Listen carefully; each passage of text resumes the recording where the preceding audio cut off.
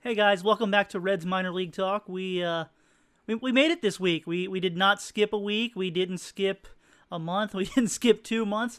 Actually stayed on schedule this week, so hopefully we can keep that going. For the show this week, I thought I'd reach out to the people that subscribe over on Patreon and get some questions from them. Kind of do a mailbag type format, just answering questions before spring training gets started here in about 2.5 weeks. So I'm just going to jump right on in, and I'm going to start answering some questions. All right. The first question, well, it's actually two questions from the same person. Has there been any progress on the stadium for the Greenville affiliate? Actually, that just came out yesterday that the Reds are going to announce that officially on Friday. They're going to make a previously unscheduled tour stop on the Reds Caravan in Greenville, Tennessee. I guess they've come to an agreement with Tusculum College to use their local baseball stadium. That's kind of what's been holding up the announcement. I mean, we've known that the Reds were going to have an affiliate in the Appalachian League since October 3rd. They bought it out from the Astros, who they didn't own the stadium that they played in. They just owned the franchise name and the rights to operate a franchise in that area.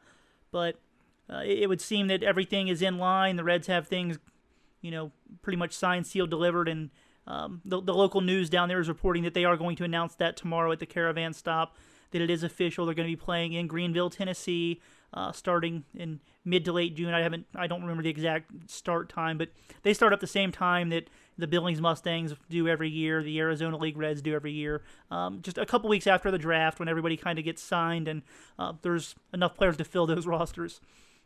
And then the second part of that question is, do you think the Reds plan to continue having rookie-level teams in both Billings and Greenville, or will that team eventually replace the Billings team when that contract lapses?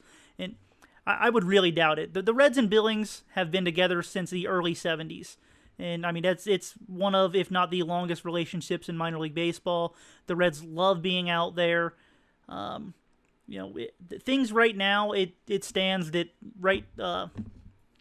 the Greenville team is going to be between the Arizona League Reds and the Billings team. So even though technically the Greenville team and Billings are on the same level of playing field, they're both considered advanced rookie. The Reds are going to treat that as an in-between stop for the two. Now, from what I've heard over the past couple of years, talking with people in the Reds organization, it seems that they've wanted to have a third team. It gives players a better opportunity to develop. I mean, if you look back at last season, both in Arizona and in Billings, you had several positions where there were 3, 4, 5 guys sharing one position.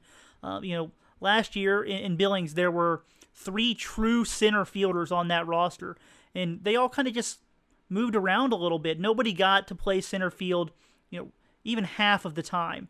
Miles Gordon, Andy Segilio, Stuart Fairchild, they all 3 shared that spot and then worked in the corners as well. You go down to the Arizona League, there were 4 guys that were getting significant time at catcher. It just gives more opportunities for these guys to play and develop.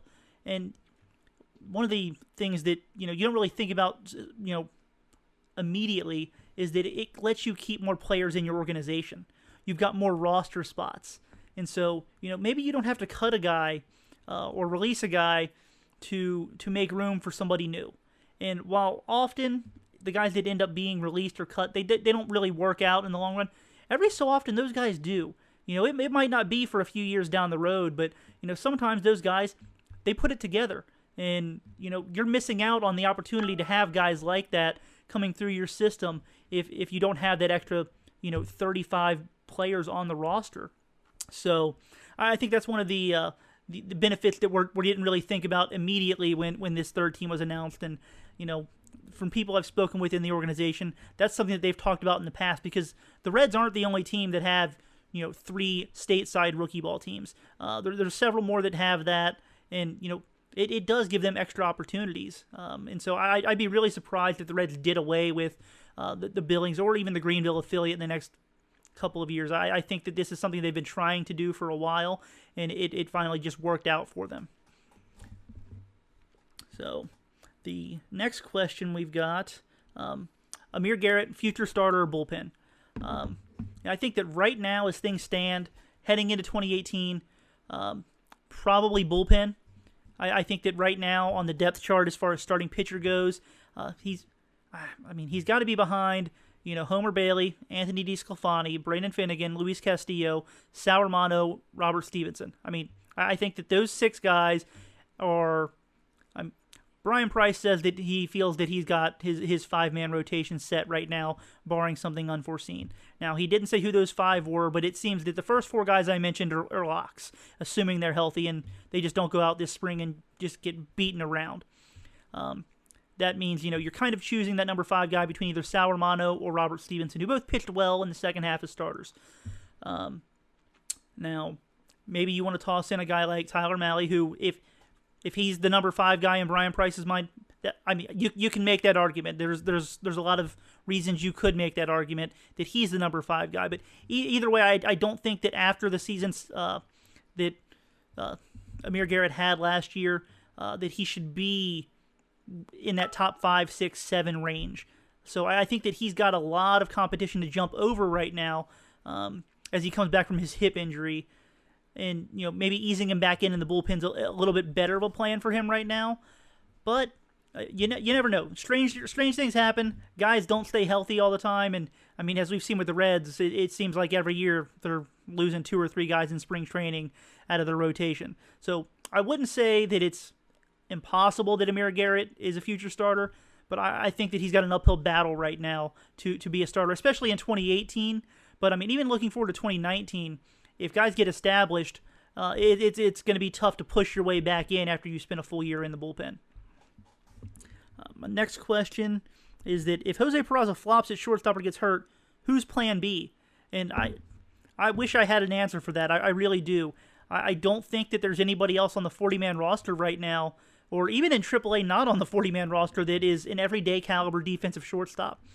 I think that that's something the Reds need to go out and find someone for, whether that's signing somebody to a minor league contract to play shortstop in Louisville just in case Jose Peraza gets hurt and can't play shortstop every day. You've got a guy like Alex Blandino on the 40-man roster who has time and experience at shortstop, but you don't find too many people that think he's an everyday defensive shortstop. He's a guy that can back up there. He can play there once or twice a week if your guy needs a rest, or just a favorable pitching matchup works out for you. You can slide him in there at shortstop and he's not going to hurt you. But if you play him every day, it's tough to find somebody that thinks that he's going to fit right in there and not be a problem defensively at shortstop. You've got Eugenio Suarez, who I don't believe that the Reds are really considering as a shortstop. It seems that a lot of fans think that you can just slide him back over there, but I don't buy into that concept, at least in this case. I think the Reds are smart enough, and then realistically, you'd have to think that the Reds decision makers were stupid to think that if they believed that Eugenio Suarez could actually play shortstop every day, that they wouldn't just slide him over there. If you put that bat on a shortstop, that's an all-star every year. No question about it. That's an all-star hitter at shortstop every year. The Reds aren't stupid. If they believed he could play shortstop every day, they'd do that. Instead, they don't. It seems they don't believe that. They're taking one of the top prospects in baseball, Nick Senzel, and making him try other positions because they don't want to move Suarez. It just doesn't make too much sense that the Reds would believe that Suarez could play shortstop every day and not try him there.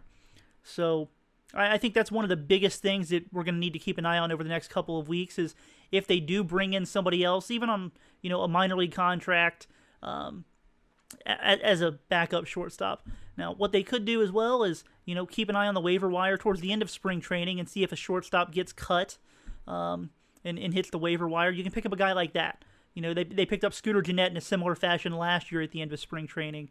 So, it's not something that they need to do immediately, but if they head into April, or I guess late March, because the season starts at the end of March this year, without a shortstop other than Jose Peraza between AAA and the major league level, that's a really big concern that I've got. The next question is, looking back at the last few drafts, was there a player that you really thought at the time the Reds should have taken instead of the one that they did, and did it turn out that you were right or wrong? Not really. Obviously, once you get past the first and second round, it's all just kind of a throw your hands up in the air, and you're leaning on your local guy as to what he saw. There were some guys that I liked that they ended up not taking, and the problem with that is you don't know exactly how much money that guys were willing to take. And in the current situation with how the draft plays out and how much money you are and aren't allowed to spend, that really comes into play as to whether you should or should not take a guy. I mean, you can theoretically think that this guy's the best player on your board, but you can't afford him. And there are some cases where guys are willing to sign for less money with certain organizations, whether that's because they believe in that organization to provide them a better opportunity, or maybe they just grew up as a fan of that team. I know of several minor league players who have signed for less money with their current organization than they would have signed to play somewhere else because they grew up as a fan of that organization.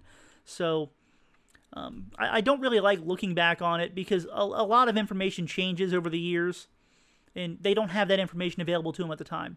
Let's take a look at Kyle Lewis, for example. He's in the Mariners organization.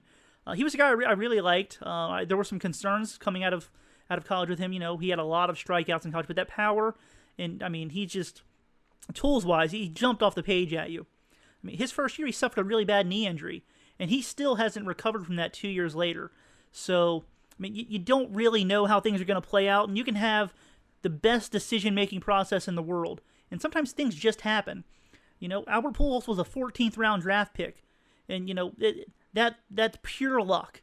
People can sit back and say, oh, the Cardinals did a good job finding him, scouting him. If they thought he was going to be anywhere near as good as he was, he wouldn't have made it past the second round. Yeah, I'm sure someone saw some hitting ability in there. I mean, obviously he jumped through the major leagues in next to no time, but nobody saw it coming like it did. Those things just happen. So I don't know if I'm taking a cop out on this answer or not, but that's just how I see it. I don't like playing the look back game because a lot of information changes, and you just never know. Okay. So the next question, it's similar to the one on Jose Peraza. What would Centerfield look like without Billy Hamilton? That's a good question. I mean, there are very few guys that can play center field like Billy Hamilton can in all professional baseball. So the odds are you're going to take a step back defensively, if nothing else. But if you look at the Reds organization right now, they don't really have another everyday center fielder to go to if they trade Billy Hamilton, and they don't get a guy back who's ready to step in right away. Which, I mean, I don't know all of the trade talks they've had, but it seems that at least the one that we know about with the San Francisco Giants, they were not looking to bring back an immediate helper. So it would seem that the Reds would have to go out and get a center fielder from outside of the organization if they did trade Billy Hamilton. Or if Billy Hamilton got hurt. Now, if he was only going to be out for a couple of weeks, maybe you throw Scott Schebler, Phillip Ervin out there, and you let them play center field. Now, personally, I think that I'd take a chance on Phillip Ervin as an everyday center fielder. But I'm not sure that the Reds are ready to do that yet. Now, whether it's because they don't trust him defensively or they're not sure he's going to hit enough while combined with the defense, I'm not sure. But if the Reds were to trade Billy Hamilton, or if he were to get hurt for an extended period of time, I'd give the shot to Phillip Ervin. He's definitely got enough speed to make the job work, and especially in Cincinnati. You've got much smaller gaps to deal with. Now, if he's playing in Colorado, yeah, he's probably going to be stretched a little bit, but you don't play there too often. So that's what I do. I think that if something were to happen to Hamilton, though, the Reds would probably go in a different direction outside of the organization. When you look at the minors, all the true center field prospects, they're in A-ball or lower. So, they're 2-3 years away at best. So I think that they would have to go outside of the organization if we're going to read into what they've been saying, that they don't really think that Schebler or Ervin are everyday guys right now.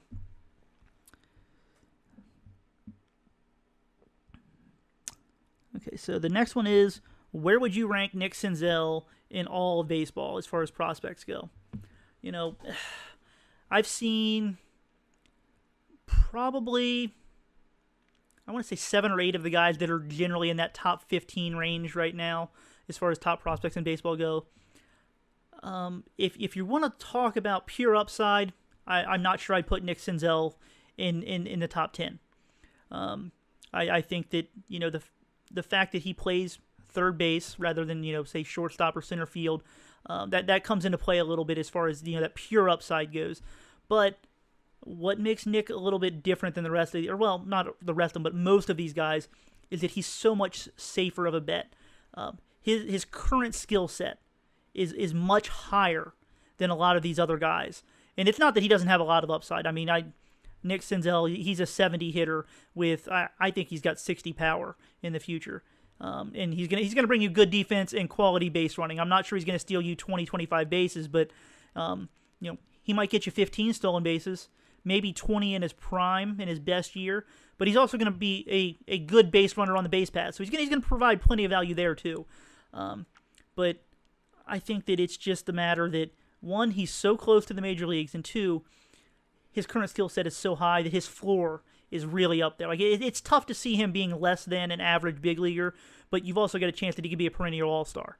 So, depending on how you want to look at it, anywhere from 3 to 10.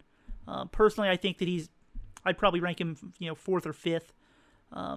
My number one guy would be Ronald Acuna from the Braves. He's incredible. True center fielder. He's got power. He can run. He can hit. I mean, and he's incredibly young. I mean, the guy went to AAA at 19 years old this past year. The people that I talked to who saw him, I mean, they talked about him in special ways.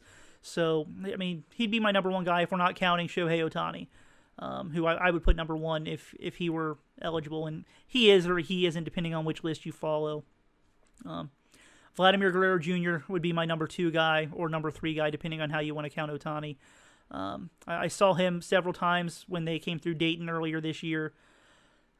I mean, he might wind up at first base, but man, that bat is going to play so well. So I definitely think that those 2 or 3 guys are definitely ahead of Nick Senzel at this point for me. But after that, I really think it depends on how you want to favor things. So that's my take. Somewhere around that 4 or 5 range for me. The next question is, do invites to Major League Camp affect player options? No. And yes, it depends on how you want to word this. The way that the question was worded is invites. And so invitations, when you see, guys sign a contract and got an invitation to Major League Spring Training, that means he signed on a minor league deal. So he does not, there are no options involved with that. Now, guys that are on the 40-man roster, they're automatically invited to spring training. There is no invitation given to them, so to speak. They're there automatically. Now, where that comes into play is if you don't make the roster out of spring training and you're on the 40-man, you do get option to the minor leagues at that point. So the options do come into play there.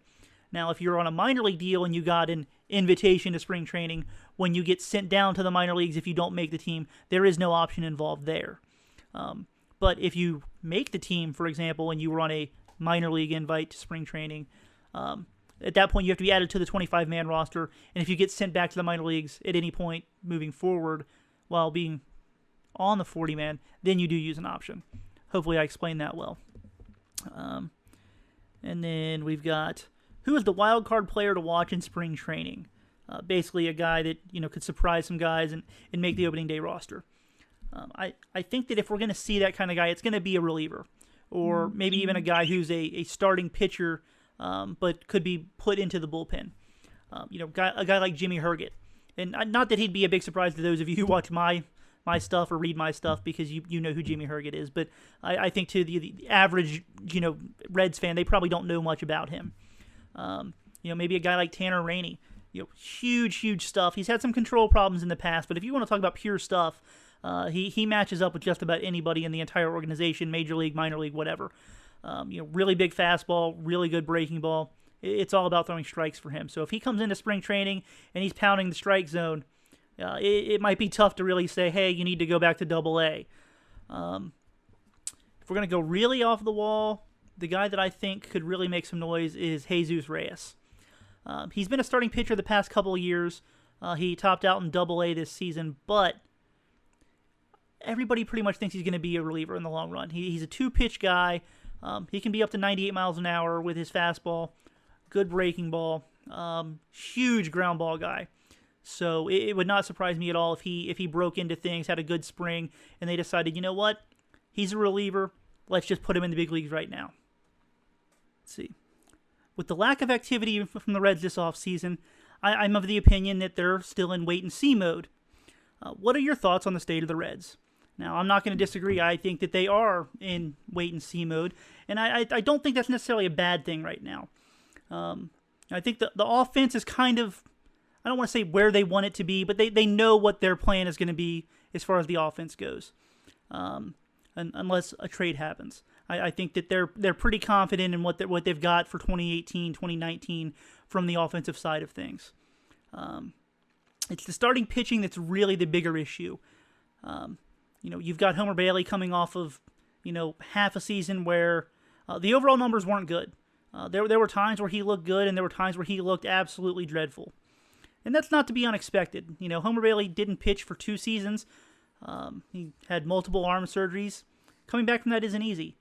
But, they owe him $20 million each of the next 2 years. So he's going to get every opportunity that he can to prove that, he can be somewhat close to the guy that he was in the past. If the Reds can get, 160, 170 innings from Homer Bailey and he can be league average in that span, that they're going to be thrilled about that. If he can be even better, then awesome. But I think that they absolutely have to give him that opportunity, at least for the first 3 quarters of 2018 and see what happens. I mean, unless he's just really, really bad, you kind of have to stick with him and see what happens. You've got Anthony DeSclafani, who missed all of 2017 with a torn UCL. Wasn't bad enough that he felt the need to get Tommy John surgery. He did some other things. He got some, I believe it was PRP shots, plasma-rich platelet shots that they help stimulate the recovery for your UCL and other things, but he got them in his elbow. If you look back at 2016 and 2015, Anthony DeSclafani was a really good pitcher.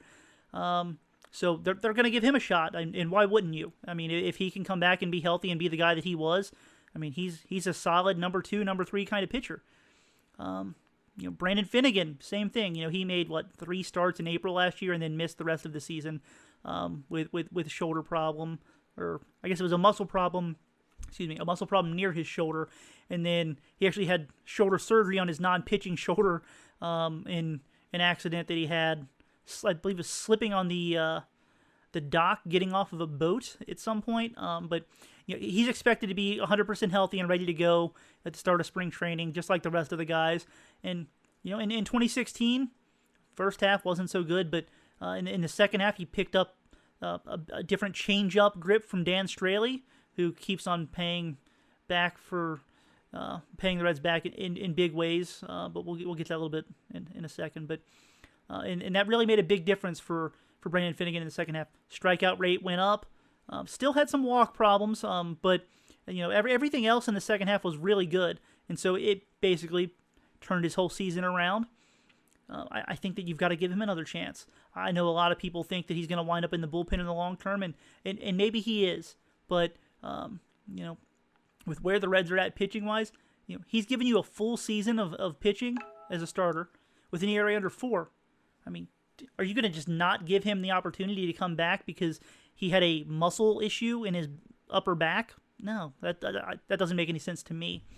And then you've got Luis Castillo, who I feel they're very confident in what they have, so they're going to lock him into the rotation. Again, thank you, Dan Straley, for what you did for the Reds, and Dick Williams for being able to turn Dan Straley into Luis Castillo. And then after that, you've got a group of young starting pitchers. You've got Sauer Mano and Robert Stevenson, who pitched very well in the second half last year for the Reds.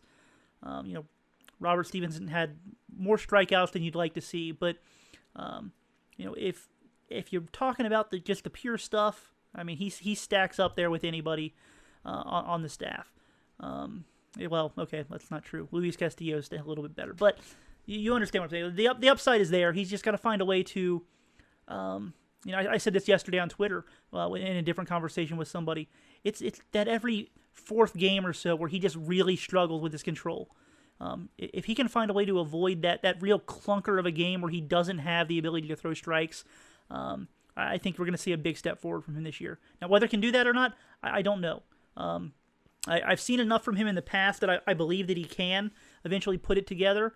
And I think that you've got to give him that shot, at least to compete for for that fifth spot in the rotation in spring training. And, I really do hate the idea of awarding jobs for spring training performance because there's so many variables that go on in things like that. But what I'd hate to see is if Robert Stevenson doesn't get a spot in the rotation, for them to put him back in the bullpen. I think that if he does not win a spot, that sending him back to AAA to continue working on being a starter would be a much better plan. The same goes for Sal Romano, although I don't think that they would push Sal to the bullpen right now if he didn't win a spot. I think that's more likely to happen with Stevenson. The same thing for Amir Garrett. He got out to a good start last year. His first 3 starts were outstanding, but after that he really struggled. Now, he did have a hip injury that he is coming back from. He believes that he's going to be at full strength by the time camp opens. We'll see. Amir clearly has the stuff. We saw that in action last year in the early part before he had his hip injury, and hopefully he can get back to that. But they need to see what they've got with him there. You've got Tyler Mahle ready to step in. I think it's the same thing with him as it is with Sal. If he doesn't make the rotation, they'll send him back to AAA. But it's just they've got so many different options that they really do need to figure out who can be what. And I think that 2018 it's a big step in that direction for a lot of those guys. Pretty much for everybody that isn't Sal Romano or Tyler Mahle at this point. I think that 2018 is going to decide the future as to who's going to stick in the rotation and who's not. And if let's say July rolls around and the Reds are not in things, and some of them are having some pitching problems in the rotation, that's maybe when you start looking at the trade market and see what's out there. Don't trade for guys that are going to be free agents after the season, but maybe those guys that are 2 or 3 years away from free agency that are out there for whatever reason, or even in the off season after the year, you have a better idea of what you need, so to speak. So I think that the plan right now as to let's wait and see what we've got for 2018 works. I don't think you can do that again next season, though. I think that 2018 is the last time you can actually do that and still keep the fans going along with the idea that, yeah, we've got the pieces we want, but we still need to see. I don't think that's going to be something you can sell to the fans for 2019. But I think that's the right plan for 2018. All right. Now, the next question is, should we expect Shed Long to begin the year in Double-A again? What are the potential future plans for him? Dilson Herrera, Nick Senzel, all of these guys that we seem to have at second base. That's a tough question. I'll start off with the first part. I do think that Shed is pretty much locked in to start in Double-A Pensacola again this year. He got there at midseason last year and he struggled. Now, some of that wasn't really his fault. There were multiple times where I saw him hit just absolute lasers right at people. Within the first week, he got robbed of a home run. Guy went over the fence, pulled it back. I mean, he definitely had some bad luck along the way. If you look at his peripheral stats, I mean, he walked more and he struck out less than he did when he was in Daytona. So, I mean, when you really think about it, he should have hit better in Pensacola than he did in Daytona. It just didn't happen. That's what happens with small sample sizes. But at the same time, he almost missed an entire month when his wrist injury flared back up for him. He missed almost all of August before returning for the playoffs. But when you look at second base in the future, if you're going to believe the Reds that Eugenio Suarez is the third baseman, that means that Nick Senzel is probably going to wind up at second base. And for as good of a prospect as Shed Long is, for as good of a prospect that Dilson Herrera was at one point, if he can come back and be that guy, it's going to be really tough for either one of them to take a job from Nick Senzel, who, one, should be there fairly quickly. He'll definitely get there before Shed Long does, as long as nothing weird happens, because Shed's going to go back to Double-A this year, and I think that Nick is going to wind up in Triple-A to start the season. And Dilson Herrera, I mean, unless Scooter Gennett just has a terrible, terrible spring training and Dilson Herrera plays out of his mind, I can't see him being more than a backup on this team to start the year. So it's tough to see either one of those guys really getting the chance to establish themselves at that position if Nick Senzel is also playing there. Now, what that means for them, I'm not sure. Maybe it means that ultimately they're trade bait options. Maybe it just means that Dilson Herrera is looking forward to a career as a utility player, even though he's never really played anywhere other than second base. I mean, and not that Shedlong has played anywhere other than second base, but he's definitely more athletic than Dilson Herrera is. So the odds are he's more capable of playing multiple positions, even though he hasn't really done that since he moved to second base from catcher when he was 18 years old. So I'm not entirely sure what it means for those kind of guys in the future. I just think that it's going to be tough for them to really overtake the position from Senzel. There's a lot of different ways that it could play out for them.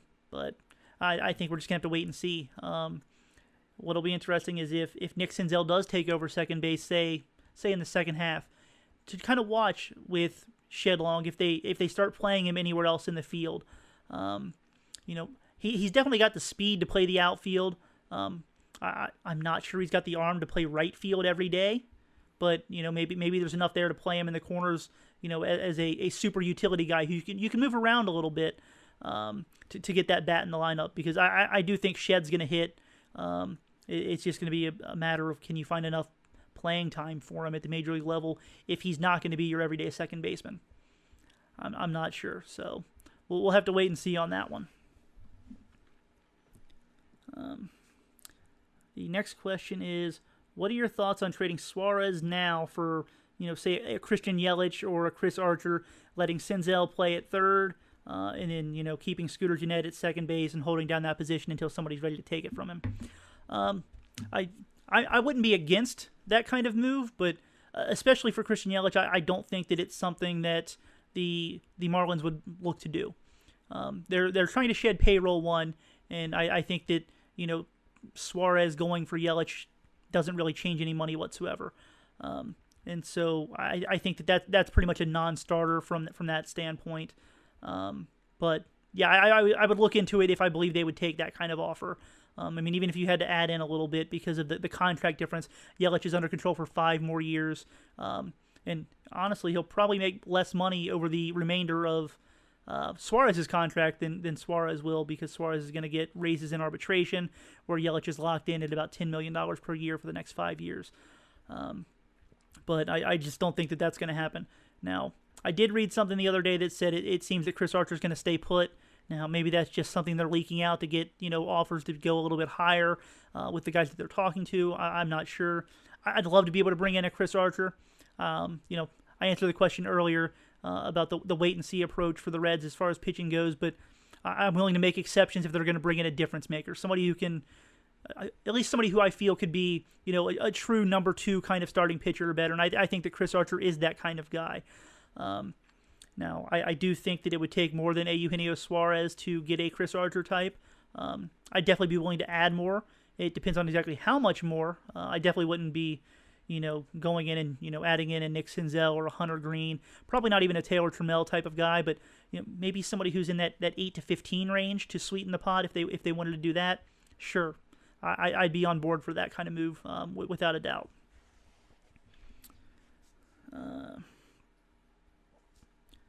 Let's see, what do we got here?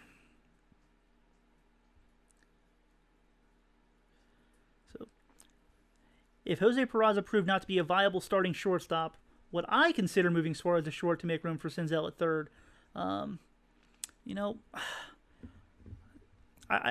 This is a tough question, because I believe that last year the Reds thought about making that move. Brian Price mentioned, maybe getting Suarez time at shortstop in the second half. I want to say it was sometime around early August, and we never actually saw that happen in the major leagues. Now, whether that's because Zach Cozart came back and started playing well, and they still had to get Jose Peraza some time every now and again at shortstop, I don't know. But again, it comes back to the situation where I'm of the belief that the Reds feel confidently that Suarez can't play shortstop anymore. It just doesn't make sense that they wouldn't be all aboard that train if they believe that. So I personally would have tried it last year, especially when Cozart went down, just to see how it went.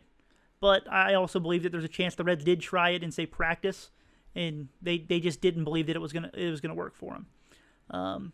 So in practice, I would have tried it and seen what happens. In play, I just don't think that it's an option at this point. because if it were, I believe the Reds would be on board and we'd be seeing and hearing more talk about it happening than it is. So, yeah, I'm not really sure where else to go with that one. The next question, assuming the health of the presumed 4 starting pitchers, who do I like for the 5th spot? I've kind of touched on this a little bit. Going into spring training, I'd be looking at it as a two-man battle right now. I think that both Sal Romano and Robert Stevenson did enough last year to warrant real consideration for the spot. I wouldn't write off Tyler Mahle yet. I wouldn't write off Amir Garrett yet. But I think that they would both have to show me a lot more in spring training than either one of those two to get the job right away. One, with Tyler Mahle, it's a little bit different. He's younger. He's only got half a season of AAA time under his belt. And his AAA time last year, it wasn't quite like the rest of his time in the minor leagues. There were a little bit more struggles going on there. I think there's probably some things he could still work on in AAA. He definitely has the options to work with. With Amir Garrett, this will be his last year he can be optioned. So there's a little bit more pressing need to kind of figure out where you're going to use him. But I think that I would head into spring training with, Romano and Stevenson being the two guys that I would really be looking at. If one guy clearly outperforms the other, you go with him, even though I hate the idea of giving out jobs for spring training performance. I'd definitely be talking with all of my scouts. I think that Brian Price should have input on this. I think that the front office should have input on this, but I think that those two guys are probably the favorites going in, and we'll see how it goes. Spring training starts up in a little less than 3 weeks, and we'll probably have a better idea of how things are going to work out by the first week of March. We should get in a full time through the rotation by the first day of March, and we'll kind of have a better idea of what Brian Price and the Reds are looking at. Okay, so the next one is, who is the prospect you are most excited about who is outside the top 25? Oof, that's a tough one, to be honest. There's quite a few guys. One of the bigger ones might be Nick Hansen, who, talk about a guy who no one's talking about. 3rd round pick 2 years ago. He had Tommy John surgery. Before he did that, he was a guy who, big, strong kid, could throw 97 miles an hour. Call me old-fashioned. I love big guys that throw hard, and he definitely fits that bill. Coming back from surgery, you never know what you're going to get, but I think he's a guy that I'm pretty excited to look forward to seeing this year. You've got a guy like Reynel Ozuna, really toolsy kind of guy, had a good performance in rookie ball. Mariel Bautista, same kind of guy. Toolsy, young, performed well in the Arizona Rookie League this past year. Definitely things to work on for both of those guys, but they're the kind of guys that can really kind of jump up the prospect rankings without being talked about too much in the past. So those are probably the guys. I didn't include Ariel Hernandez on my top 25 prospect list this offseason. He's got some of the best pure stuff I've ever seen. And I really do mean that. If he can figure out how to be more consistent with the strike zone, he's got legitimate closer stuff.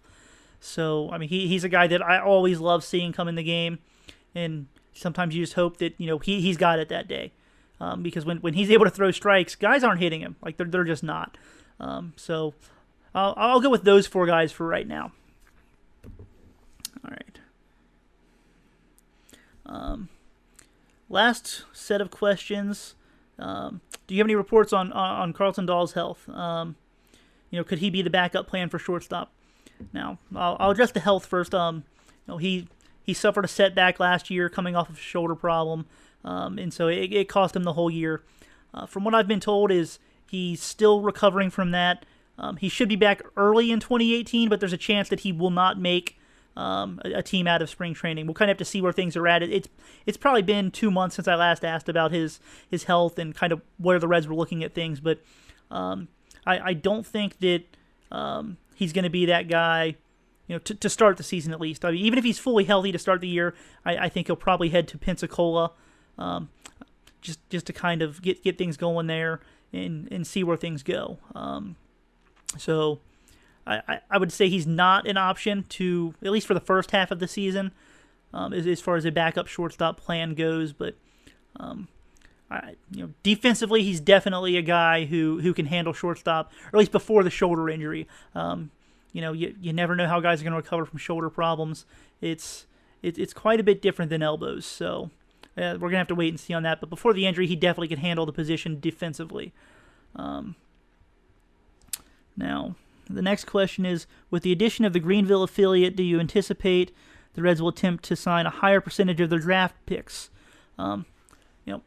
Probably not. I think that most teams generally sign about half of their draft class, about 25 guys, give or take a few in any given year.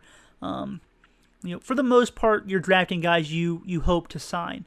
You take chances on guys that you don't think are going to sign, just in case something happens, something comes up, and you can talk them into it. But I think that generally speaking, you're probably drafting 30 to 35 guys that you hope to sign each year.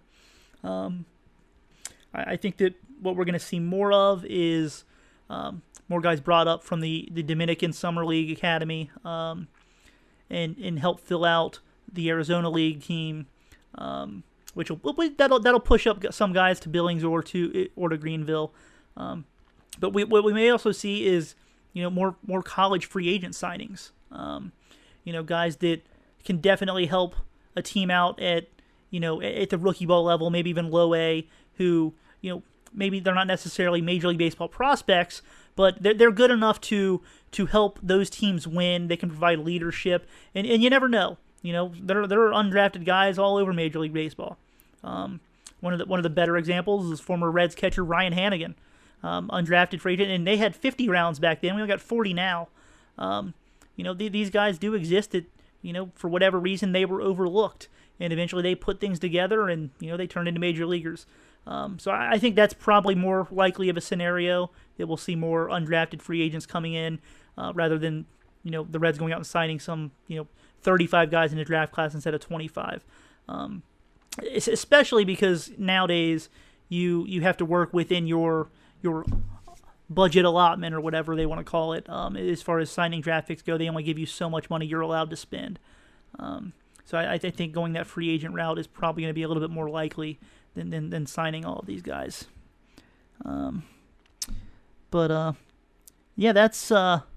That's it for this week. Hopefully I didn't go on for too long. I have no idea how long I've been recording this.